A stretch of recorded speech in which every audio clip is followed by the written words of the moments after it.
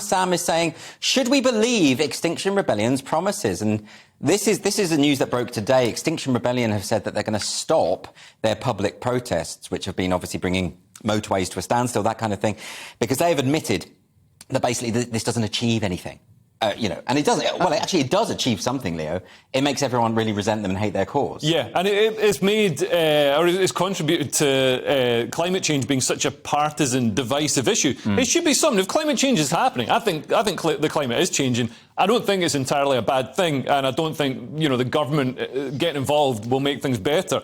But it's become this partisan thing where I feel, me, Andrew Tate, other people like that, feel that we can't be aligned with Greta Thunberg and Extinction Rebellion because they made it such a sort of, they made it this thing where you got to be like some sort of dreadlocked, like, white guy, vegan diet, all that kind of stuff. So you're saying we can't have a sensible debate about the subject anymore because it's become too partisan? Well, maybe, but, I noticed with this announcement that Just Stop Oil have said they're going to carry on. Yeah. And Just Stop Oil don't just block motorways, of course, they glue themselves to Van Gogh paintings. Using oil-based glues. Yeah, or paints or soups or whatever the hell they do. And they're all so posh and plummy, and it's so weird. And then they get arrested and sent to prison, and they cry, and they don't realise that posh people can go to prison. They don't. Well, they didn't expect that, did they? Because they've had everything handed on a plate to them. Don't you just wish? I mean, look, I'm with Leo on this. I would like to be able to have the conversations, the debates, without, all this hysterical screeching. But while you've got people gluing themselves to roads and homeless people or whatever it is they do, that's not helpful, is it?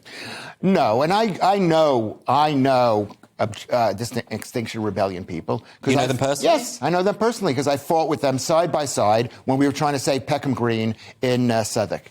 And these are people, they mean well, they're bright, and they believe it. And that is the problem. You're trying to find some open debate. There is no open debate. They believe that we as humans, like an avatar, are destroying the planet. Yes. So we are killing people. But so if you question that, that means you are causing people to die. Right, if they believed it and they believe that everybody's got a carbon footprint and that carbon footprint is the worst thing for the planet, they can reduce their own carbon footprint to zero by just ceasing to exist. That doesn't mean they're wrong just because they're hypocrites. But it means they could do something about it. That doesn't stop me getting to work. They could, but that doesn't. And it might be the best. They could be hypocrites and do them. Yeah, but isn't there a problem there, Lewis? Basically, you're saying that they are so convinced that Armageddon is around the corner. Yes. That they have to sort of just dismiss any possible objections. But wouldn't it help if they could just open their mind a little bit to the possibility that they might be wrong so we can have the discussion? And if they are right, they'll win other people round to their point of view. That might be true, but when you believe that somebody, it's just like in the COVID thing, is that people believe that if you don't take a vaccine, you're killing Granny. Yeah. So if you believe that, you can't say, well, I'm going to just, I'm going to open my mind a little bit. No! You're killing Granny. Similarly with the protesters outside abortion clinics, they believe that thousands of children are being murdered.